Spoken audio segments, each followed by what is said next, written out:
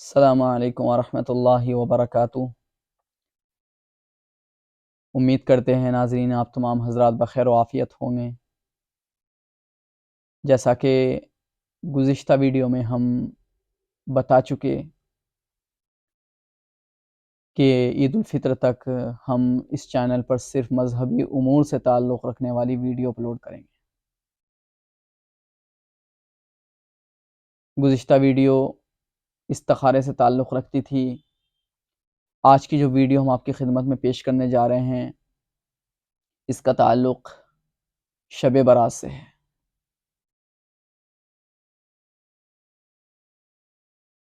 دیکھیے، شب برات کے بارے میں کچھ بھی کہنے سے پہلے ہم اس شب برات کی وجہ تسمیہ سمجھنے کی کوشش کریں گے۔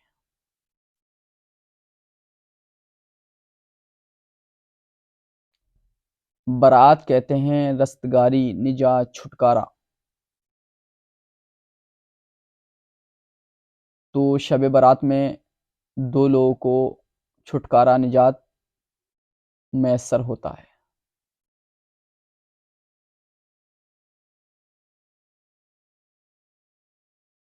جو اللہ کے نافرمان بندے ہوتے ہیں، گنہگار بندے ہوتے ہیں، ان کو تو اس طریقے سے چھٹکارا ہوتا ہے کہ وہ اللہ کی رحمت سے محروم ہو جاتے ہیں۔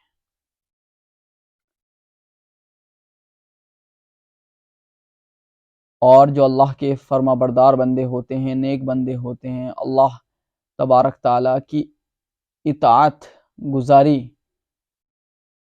جن کا شام و سحر مشغلہ ہوتی ہے،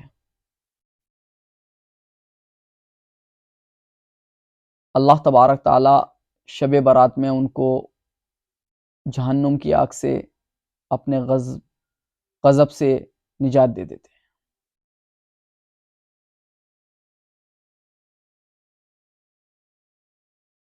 تو گویا کہ شب برات جس کا معنی یہ ہوا کہ نجات کی رات،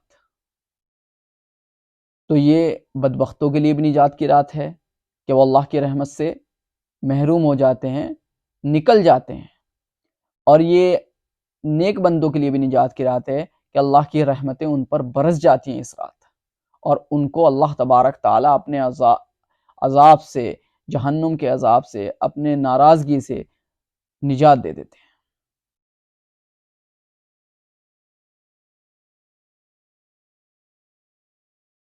دوستو، اس سلسلے میں یعنی شب برات کے سلسلے میں بڑی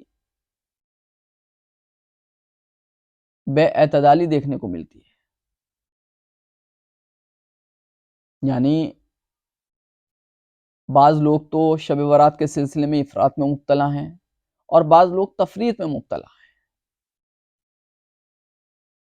یعنی بعض لوگ جتنی اہمیت دینی چاہیے اس رات کو، اس سے بھی کہیں زیادہ اہمیت دے دیتے ہیں، اور بعض لوگ کچھ بھی اہمیت نہیں دیتے اس رات کو۔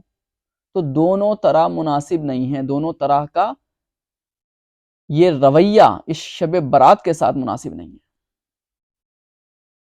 بلکہ اعتدال کا راستہ اختیار کرنا چاہیے۔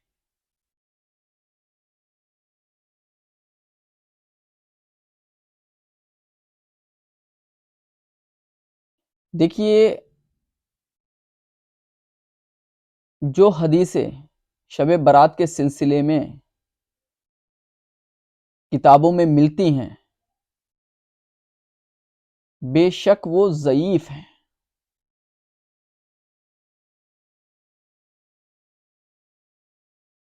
وہ بہت زیادہ مضبوط حدیثیں، بہت زیادہ مضبوط سندوں کے ساتھ نہیں ہیں، لیکن چونکہ متعدد صحابہ کرام سے شب برات کے سلسلے میں، شب برات کی فضیلت کے سلسلے میں حدیثیں وارد ہوئی ہیں، تو کم از کم یہ حدیث حسن لغیری کا درجہ رکھتی ہیں۔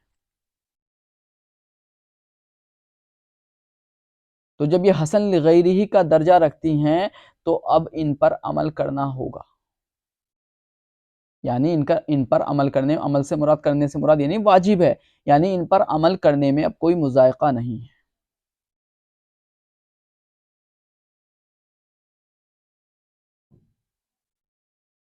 حدیثیں کیا کیا ہیں؟ شب برات کے سلسلے میں حدیث بیان کرنے سے پہلے، کیونکہ شب برات شعبان میں آتی ہے، شعبان کے سلسلے میں مختصر انداز میں اتنا بتاتے چلیں کہ حضرت عائشہ رضی اللہ تعالی عنہ کا بیان ہے کہ نبی کریم صلی اللہ علیہ وسلم کسی مہینے میں، رمضان کے بعد کسی مہینے میں اتنے روزے نہیں رکھتے تھے کہ جتنے وہ شعبان میں رکھا کرتے تھے۔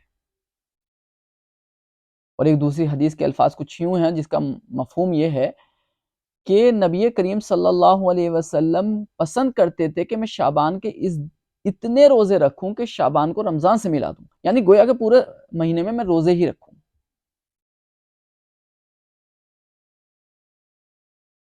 بہرحال شعبان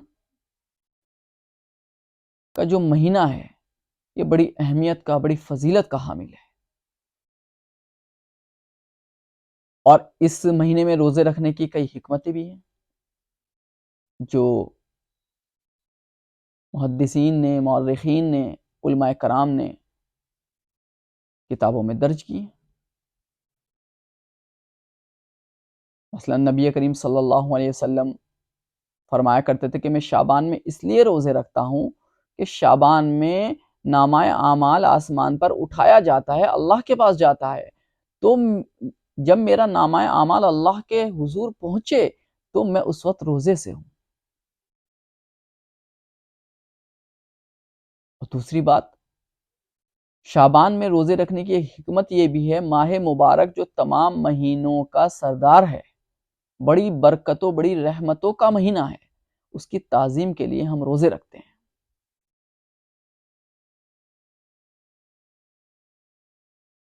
لیکن ایک حدیث کے الفاظ یہ بھی ہیں کہ جب نصف شعبان ہو جائے تو اب آپ روزے نہ رکھو۔ لیکن علماء کرام نے اس حدیث کے بارے میں یہ فرمایا ہے کہ یہ حدیث کے الفاظ ان لوگوں کے لیے ہیں جنہیں روزہ رکھنے سے کمزوری لاحق ہو جاتی ہے۔ اگر آدمی توانا ہے، مضبوط جسم کا مالک ہے، جوان ہے، تو اس کو روزے رکھنے چاہیے شعبان میں زیادہ سے زیادہ۔ بہرحال یہ تو شعبان کی ایک فضیلت ہو گئی تھی، اب ہم چلتے ہیں اصل موضوع شب برات کی طرف۔ دیکھیں شب برات میں ایک حدیث یہ آئی ہے کہ اس رات اللہ تبارک تعالی آسمان دنیا پر اتر آتے ہیں، آسمان دنیا پر آ جاتے ہیں، اور طلوع فجر تک یعنی صبح صادق تک اللہ تبارک تعالی کی طرف سے یہ اعلان ہوتا رہتا ہے، الا من مستغفر فاغفر لہ، یعنی کوئی مغفرت طلب کرنے والا ہے کہ میں اس کی مغفرت کر دوں، الا من مسترزق فارزقہ، کوئی رزق طلب کرنے والا ہے میں اس کو بے شمار رزق عطا کر دوں،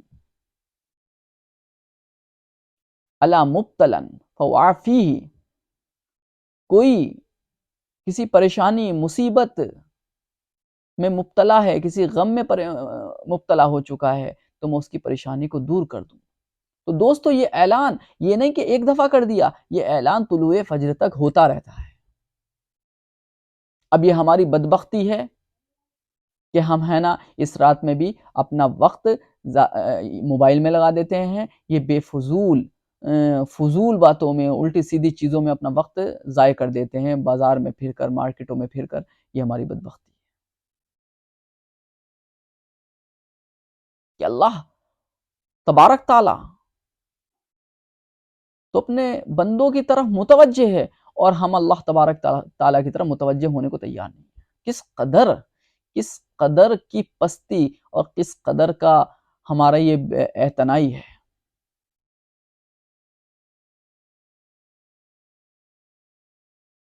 بہرحال تو دوستو اللہ تبارک تعالیٰ کا اعلان اس رات طلوع فجر تک ہوتا رہتا ہے اپنے بندوں کے لیے۔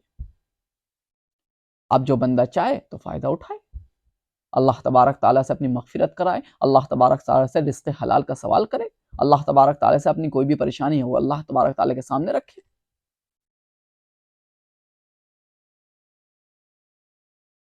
آپ کسی ایسے میکدے میں جائیں جہاں پہ ہے نا ساقی جام لے کر بار بار آپ سے خود کہہ رہا ہو کہ کون لے گا جام، کون لے گا جام، کون لے گا جام، اور آپ جام لینے کے لیے تیار ہی نہیں ہیں، تو بتائیے ہم ہیں مشتاق اور وہ بیزار، یا الہی یہ ماجرا کیا ہے؟ تو ناظرین، کل شب برات ہے، ہمیں اللہ تبارک تعالیٰ کا جو اعلان ہے، حدیث میں جو الفاظ میں نے ابھی آپ کو ذکر کیے، الا من مستغفر فاغفر له، الا من مسترزق فارزقه، الا من مبتلا الا مبتلا فوعفیہ، تو یہ اللہ تبارک تعالیٰ کا جو اعلان ہے اپنے بندوں کے لیے، ہمیں اس سے فائدہ اٹھانا چاہیے۔ اگر ہم نے یہ رات بھی تمام راتوں کی طرح لاپرواہی میں گزار دی اور ہے نا فضول باتوں میں، موبائل چلانے میں، ان سب میں گزار دی، یا مارکیٹ میں گھومنے میں گزار دی، بازاروں میں گزار دی، تو یقین کیجئے ہم بہت بڑا خسارے میں مبتلا ہو جائیں۔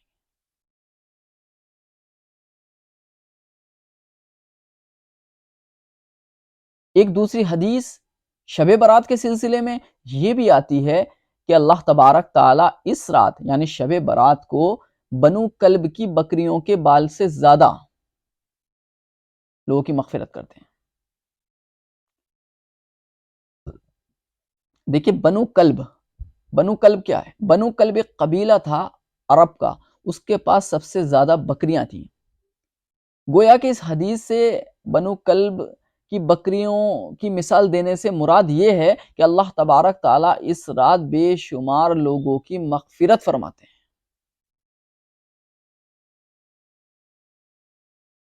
لیکن دوستو، کچھ لوگ ہیں، حدیث میں یہ بھی آیا ہے کہ اس رات ان لوگوں کی مغفرت نہیں ہوتی۔ مختلف حدیثیں ہیں، کسی میں خالی مشرک اور مشاہین کا ذکر ہے کہ بدعتی اور شرک کرنے والے کی مغفرت نہیں ہوتی، لیکن دوسری حدیثیں یعنی اگر سب کو جمع کیا جائے تو مختلف لوگ ہیں کہ اس رات، اس فضیلت والی رات، اس رحمت والی رات، اس برکت والی رات میں بھی وہ اللہ کی رحمت، اللہ کی مغفرت سے محروم رہتے ہیں۔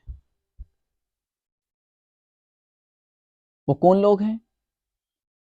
شرک کرنے والا، اپنے ماں باپ کا، اپنے والدین کا نافرمان۔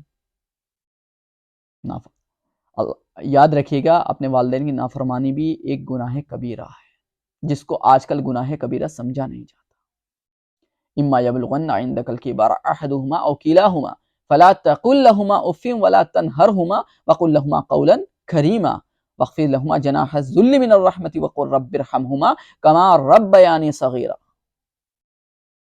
سورہ بنی اسرائیل میں اللہ تبارک تعالیٰ نے کیا فرمایا تھا کہ تم میں سے، تمہارے پاس والدین میں سے کوئی ایک یا دونوں بڑھاپے کی حالت میں پہنچے تو ان کے ساتھ بڑی نرمی کا معاملہ کرنا، ان کو اف تک مت کہنا، اور ان کے لیے ہے نا رحمت کی دعا کرنا، جیسے کہ وہ تمہاری تربیت کرتے جب تم چھوٹے تھے۔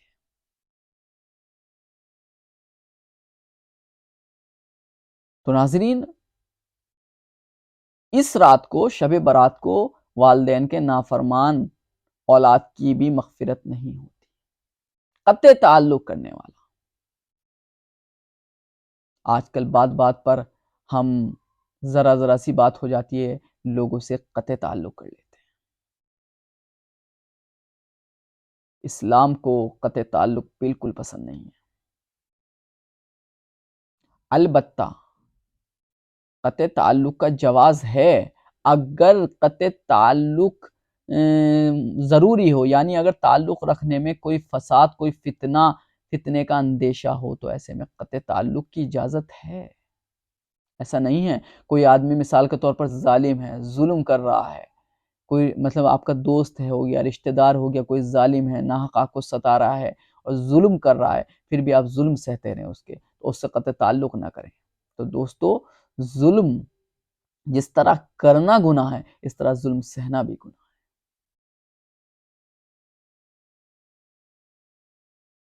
اب اگر مثال کے طور پر کوئی شرابی ہے، زانی ہے، اب ایسوں کے لوگوں کے ساتھ تعلق بنائیں گے آپ، تو یاد رکھیے گا آپ کی پہچان وہی لوگ بن جائیں گے۔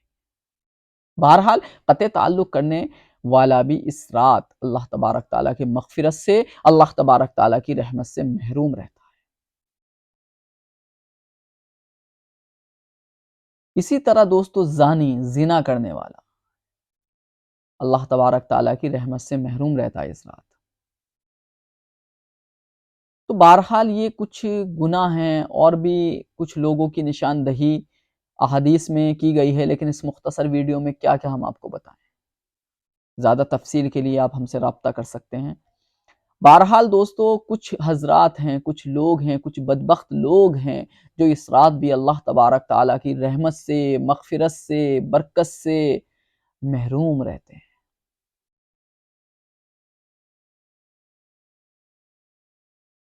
تو دوستو کل شب برات ہے۔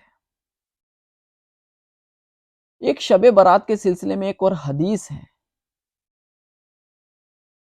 کہ شب برات کو رات کو عبادت کرو، قوموا لیلہا وصوموا نہارہا، اور اس کے دن کو روزہ رکھو، یعنی اگلی تاریخ جو ہوگی 15ویں تاریخ شب برات، جیسے اب 14 تاریخ آج تھی، مغرب بعد 15ویں تاریخ شروع ہو گئی، شب برات کہلاتی ہے 15ویں شعبان۔ رات میں ہمیں عبادت کرنی ہے، صبح کو روزہ رکھنا ہے۔ یہ حدیث انتہائی ضعیف ہے روزے کے سلسلے میں، لیکن دوستو باب الفضائل میں ضعیف حدیث پر بھی عمل کیا جا سکتا ہے۔ امام احمد ابن حنبل جو اپنے وقت کے بہت بڑے فقیہ، بہت بڑے امام گزرے ہیں، جن کو پوری دنیا مانتی ہے، جن کو پوری دنیا فالو کرتی ہے، امام احمد بن حنبل، جن کے بارے میں آتا ہے غالباً جتنا مجھے یاد ہے 99 بار نبی کریم صلی اللہ علیہ وسلم کی خام میں زیارت ہوئی ان کو۔ وہ بہت بڑے محدث بھی تھے، فقیہ بھی تھے، بہت بڑے محدث بھی تھے۔ امام احمد بن حنبل فرماتے ہیں کہ اذا روینا فی الحلال والحرام شددنا واذا روینا فی الفضائل ونحوها تساہلنا، کہ جب ہم حلال اور حرام کے سلسلے میں کوئی حدیث روایت کرتے ہیں تو بڑی احتیاط اور بڑی سختی سے کام لیتے ہیں کہ کوئی راوی بیچ میں کوئی غلط راوی تو نہیں آ گیا، کوئی کمزور، یہ جھوٹا راوی، یہ حدیث گھڑنے والا راوی تو نہیں آ گیا بیچ میں۔ بڑی یعنی احتیاط سے کام لیتے ہیں جب حلال اور حرام کا معاملہ ہوتا ہے، لیکن اگر معاملہ فضائل کا ہوتا ہے تو ہم نرمی سے کام لے لیتے ہیں، یعنی ہم ایسے راوی کو بھی قبول کر لیتے ہیں جن کو ہم ہے نا حلال اور حرام کے باب میں قبول نہیں کرتے۔ خلاصہ کلام یہ ہوا کہ اگر معاملہ حلال اور حرام کا ہو تو وہاں پہ سند اور روایات کے سلسلے میں جتنے راوی ہوتے ہیں ان پر بڑی احتیاط سے، بڑی باریک بینی سے دیکھا جاتا ہے اس روایت کو، لیکن اگر معاملہ فضائل کا ہو تو اتنی باریک بینی کی ضرورت نہیں پڑتی، تو اس پر عمل کیا جا سکتا ہے۔ تو بہرحال روزہ رکھنے کے سلسلے میں 15ویں شعبان کو روزہ رکھنے کے سلسلے میں جو حدیث وارد ہوئی ہے وہ انتہائی ضعیف ہے، لیکن وہ باب الفضائل سے تعلق رکھتی ہے، لہٰذا اس پر عمل کیا جا سکتا ہے۔ دوستو یہ تو وہ حدیثیں ہو گئیں، ہم نے آپ کو بتا دی، کچھ حدیثیں اوپر ذکر کر دی جن کے بارے میں ہم نے بتا دیا وہ ضعیف ہیں، لیکن وہ حسن لغیری اس وجہ سے ہو گئیں کیونکہ وہ متعدد صحابہ کرام سے مروی ہیں۔ اب دوستو رہی بات شب برات میں کیا کرنا چاہیے، شب برات میں کیا عبادت کرنی چاہیے، اس بارے میں احادیث کیا کہتی ہیں، قرآن کیا کہتا ہے، تو دوستو اس بارے میں ایک بات ذہن میں رکھیں، کوئی خاص عبادت اس رات کرنے کے سلسلے میں حدیث میں کچھ نہیں ہے۔ اتنا کہا گیا قوموا لیلہا، جیسے کہ میں نے انتہائی ضعیف حدیث جو بھی آپ کے سامنے ذکر کی کہ اس رات اللہ تبارک تعالی کی عبادت کے لیے رات کو کھڑے ہو جاؤ، قیام کرو۔ کوئی خاص عبادت مروی نہیں ہے، آپ قرآن کی تلاوت بھی کر سکتے ہیں، صلاۃ التسبیح بھی پڑھ سکتے ہیں، نوافل کا بھی اہتمام بھی کر سکتے ہیں، تہجد بھی پڑھ سکتے ہیں، تہجد تو ویسے بھی پڑھنی چاہیے لیکن اس رات بطور خاص تہجد پڑھ سکتے ہیں۔ اسی طرح کوئی سی بھی عبادت آپ اپنے والدین کو مسکرا کے خندہ پیشانی کے ساتھ دیکھ لیں، یہ بھی ایک عبادت ہے۔ آپ کسی پڑوسی کے گھر میں آپ کو لگ رہا ہے کوئی غریب ہے، اس کے راشن ڈلوا دیے، یہ بھی ایک عبادت ہے۔ اپنے پڑوسی کے ساتھ حسن سلوک کر لیجئے، یہ بھی ایک عبادت ہے۔ کسی رشتہ دار کے ساتھ صلہ رحمی کا معاملہ کر لیجئے، یہ بھی ایک عبادت میں شامل ہو جائے گا۔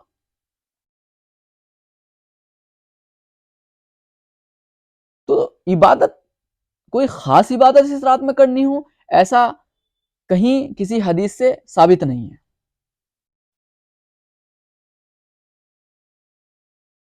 آپ کچھ بھی، کوئی بھی عبادت، کوئی بھی نیک کام اس رات میں کر سکتے ہیں۔ البتہ عبادت دونوں طرح کی کریں تو بہتر ہے، کچھ کھڑے ہو کر یعنی نوافل پڑھ کر کریں، اور کچھ بیٹھ کر جیسے تلاوت کلام پاک ہو گئی۔ تو تھوڑی تھوڑی عبادت سب طرح کی کر لی جائے۔ اور دوسری بات، ضروری نہیں ہے کہ پوری رات آپ عبادت کریں۔ بعض حضرات کو دیکھا گیا ہے کہ جوش میں آ کر عبادت نوافل پڑھ لیتے ہیں، قرآن کریم پڑھ لیتے ہیں، پھر فجر کا وقت قریب آتا ہے تو نیند آ جاتی ہے، بغیر سحری کھا کے سو جاتے ہیں۔ یہ نیکی نہیں ہے۔ ایک بات ہمیشہ ذہن میں رکھیں، شب برات ہی نہیں، عام دنوں کے بارے میں بھی یہ ذہن میں رکھیں ایک بات، کہ عمل چاہے تھوڑا ہو لیکن مسلسل ہو، تواتر کے ساتھ ہو، متواتر ہو۔ ایسا نہیں کہ ہم ایک دن تو پڑھ رہے ہیں پورا قرآن اور پھر پورے سال قرآن کھول کے بھی نہیں دیکھ رہے۔ اس سے بہتر وہ ہے کہ آپ ایک صفحہ روز پڑھ لیں، لیکن مسلسل پڑھیں، تواتر کے ساتھ پڑھیں، اس میں کوئی وقفہ نہ ہو۔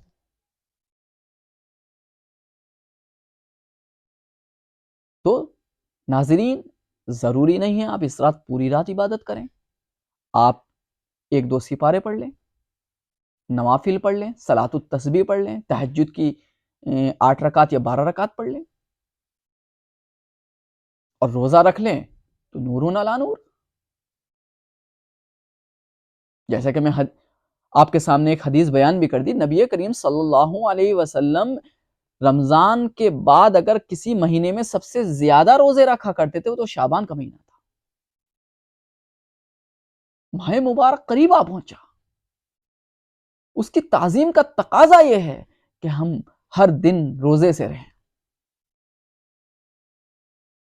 جب ہمارے گھر میں کوئی مہمان آتا ہے تو ہم گھر کو سجاتے ہیں، دھوتے ہیں، صفائی کرتے ہیں، برتن صاف کرتے ہیں، اور اگر ہماری جیب اجازت دیتی ہے، ہماری سخاوت اجازت دیتی ہے، ہم کنجوس نہیں ہوتے، بخیل نہیں ہوتے، تو ہم 2-4 کام والیوں کو بھی لگا دیتے ہیں کہ آج اچھے سے اچھا پورے گھر کو صاف کر دو اور بہترین سے بہترین کھانا بنے گا، آج ہمارے خاص مہمان آ رہے ہیں۔ تو دوستو، رمضان المبارک کوئی عام مہینہ نہیں ہے، ایک مہمان ہے، وہ ہمارے پاس آ رہا ہے، ہمیں اس کی تعظیم کے لیے جتنا کچھ کر سکتے ہیں کرنا چاہیے۔ اور اس کی تعظیم کے لیے اس سے بڑی کیا چیز ہوگی، ہم اپنے آپ کو بھوکا پیاسا رکھ لیں کہ ماہ مبارک جب تو آ جاتا ہے تو ہم بھوکے پیاسے رہتے ہیں، ہم تیری تعظیم کے لیے پہلے سے بھوکے پیاسے رہیں گے۔ روزہ اللہ ہی کے لیے ہوگا لیکن تعظیم تیری بھی ہوگی، اس میں تیری تعظیم بھی شامل حال ہوگی۔ اس میں روزہ بے شک اللہ کے لیے ہے، وہ عبادت ہے، لیکن اس میں تیری تعظیم بھی شامل حال ہے۔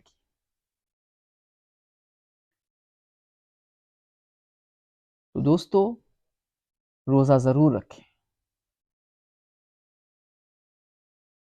ایک حدیث یہ بھی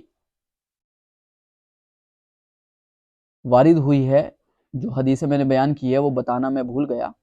ایک حدیث یہ بھی آتی ہے شب برات کے سلسلے میں کہ اس رات مرنے والوں کی فہرست، یعنی جو اس سال جن کا انتقال ہونے والا ہے، ان کی فہرست ملک الموت کے حوالے کر دی جاتی ہے۔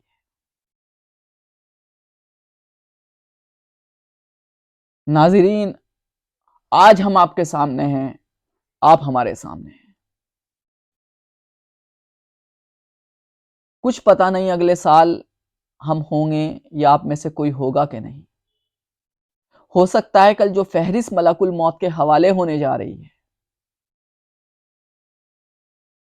اللہ تبارک تعالیٰ نے جن کے لیے اس سال موت کا فیصلہ سنا دیا ہے، ہو سکتا ہے ان میں سے میں بھی ہوں اور آپ بھی ہوں۔ تو دوستو کل شب برات ہے، آپ اپنی قیمتی دعاؤں میں مجھ ناچیز کو یاد رکھیے گا۔ ہو سکتا ہے کہ یہ رات، کل کی جو شب برات آ رہی ہے، میری زندگی کی آخری شب برات ہو، یا آپ میں سے کسی کی آخری شب برات ہو، اور میری طرف سے کسی کو کوئی کوتاہی، میری طرف سے کوئی کوتاہی سرزد ہو گئی ہو، کسی کی دل شکنی ہو گئی ہو، تو میں آپ حضرات سے، تمام حضرات سے میں تہ دل سے معذرت خواہ ہوں۔ اور دوستو میں آپ سے بھی کہتا ہوں، اگر آپ کا کسی نے دل توڑ دیا ہو، کسی نے دل شکنی کر دی ہو، براہ کرم آپ اس کو معاف کر دیجئے۔ اللہ تبارک تعالیٰ معاف کرنے کو بڑا پسند فرماتا ہے۔ اِنَّكَ عَفُوٌّ تُحِبُّ الْعَفْوَ فَاعْفُ عَنَّا۔ ہم رمضان کی آخری راتوں میں بار بار یہی دعا پڑھتے ہیں کہ اللہ تبارک تعالیٰ تو بہت معاف کرنے والا ہے، درگزر کرنے والا ہے، درگزر کو پسند کرتا ہے، ہمیں معاف فرما۔ جب ہم اللہ تبارک تعالیٰ سے یہ توقع رکھتے ہیں، یقین رکھتے ہیں اس پر کہ وہ ہمارے تمام گناہ جو سمندر کی جھاگ سے بھی زیادہ ہیں، وہ اس کو بھی معاف کر دے گا، تو ہمارے اندر بھی وہ جذبہ ہونا چاہیے کہ اگر کسی سے کوئی غلطی سرزد ہو جائے تو ہم اسے معاف کر دیں۔ اگر کوئی اظہار ندامت کر رہا ہے تو زندگی کا کوئی بھروسہ نہیں، کب کہاں کس موڑ پر کس کا دم نکل جائے دوستو کچھ نہیں کہا جا سکتا۔ آج کل تو ناگہانی موتوں کا سلسلہ بڑے عروج پر ہے۔ اچھے اچھے جوان، اٹے کٹے، مضبوط جسم کے مالک ایک منٹ میں ختم ہو رہے ہیں، ایک منٹ میں۔ بہرحال دوستو کل شب برات ہے، بات طویل ہو گئی، بڑی اہمیت اور بڑی فضیلت کی رات ہے۔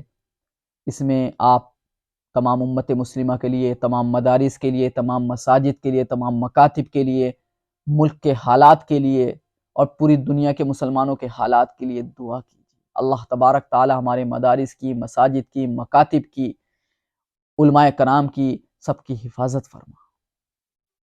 اور دوستو جاتے جاتے میں اس طرف بھی متوجہ کر دوں کہ افراط و تفریط کا میں نے شروع میں ذکر کیا تھا کہ دوستو بعض لوگ اس رات میں بڑی خرافات میں مبتلا رہتے ہیں، جس کا حدیث سے، شریعت سے، قرآن سے کوئی تعلق نہیں ہے۔ حلوے بنانا، بازاروں میں پھرنا اور گشت کر کر کے پورے قبرستان جانا۔ قبرستان صرف ایک دفعہ نبی کریم صلی اللہ علیہ وسلم گئے تھے شب برات میں، صرف ایک دفعہ پوری زندگی میں، اور وہ بھی اس قدر خفیہ انداز میں گئے تھے کہ کسی صحابی تک کو خبر نہیں ہوئی۔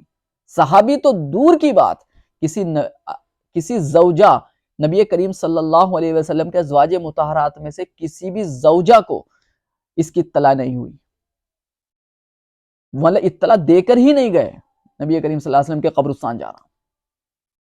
دوستو اس کو لازمی نہ سمجھے، نبی کریم صلی اللہ علیہ وسلم جس چیز کو جس درجہ کرتے تھے، امت مسلمہ کو بھی اس درجہ ہی کرنا چاہیے۔ اپنی طرف سے اس میں افراط و تفریط میں مبتلا نہیں ہونا چاہیے، اعتدال کا راستہ اختیار کرنا چاہیے۔